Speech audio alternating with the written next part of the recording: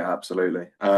Looking at a couple others who would have joined City sort of in that kind of period where you were moving out of the club. But we'll start with Emmanuel Adebayor.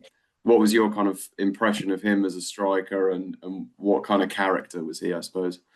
Well, I would have played against Adebayor probably at Arsenal Mm, when he was there. Again, strong, powerful, unpredictable. Um, Before that, Kanu was the one. Kanu when he went to Arsenal was unknown. Had mm, It seemed like he had like size 15 feet. But he had this unbelievable ability to do the drag. I don't know, flip flop, whatever they call it in this day and age.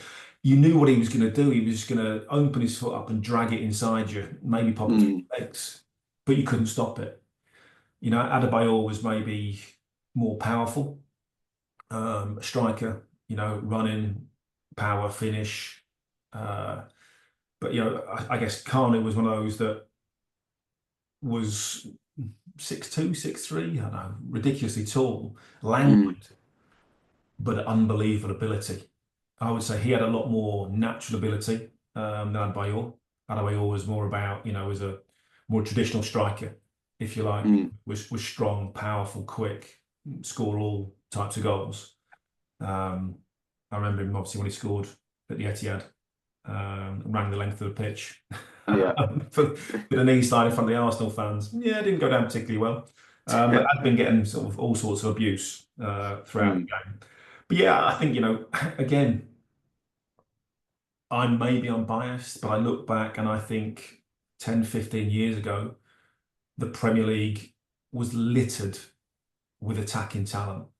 Mm. Unbelievable attacking talent. Every single team had two or three great strikers.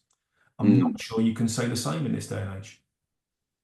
Yeah, and I suppose it's almost like the type of strikers as well, with the likes of Adebayor and Kanu, and then you think you had like a Drogba in the league as well. How much of a different and more difficult task do those physically imposing strikers present compared to someone who's a pure goal scorer rather than someone who's gonna get around and put Well, themselves about. I would also, the easy debate for me, or the easy way to look at it is Wayne Rooney versus Harry Kane. Mm. Now, Harry Kane's numbers are better, but I would rather play against Harry Kane every day of the week Yeah. because Rooney had absolutely everything. Rooney had pace, power, would beat you in the air, would knock you over, would nutmeg you, would twist you in circles, would outwork you, would outrun you, would do absolutely everything. Plus, he had incredible match intelligence, game awareness that was sensational. Rooney, for me, is one of the best players I've ever seen as a striker. And again, you have to look at peak Rooney, not Rooney towards the end of his career, when it wasn't. And people, he wasn't great towards the end. Well, no one's great towards the end. It happens to us all. Rooney was unplayable at times. And then you look at Drogba and how good he was. Mm. Henry, Bergkamp, Cole, York, Sheringham, uh, Crespo, I think, came into Chelsea at that time as well. At Leeds, we had Viduka, Fowler, Alan Smith.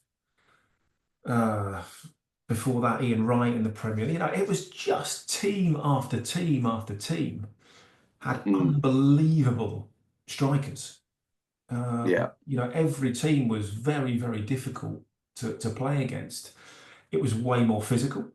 It was much harder. You had to have the physicality, and I think that's where Drogba especially was sensational, Mm. was magnificent.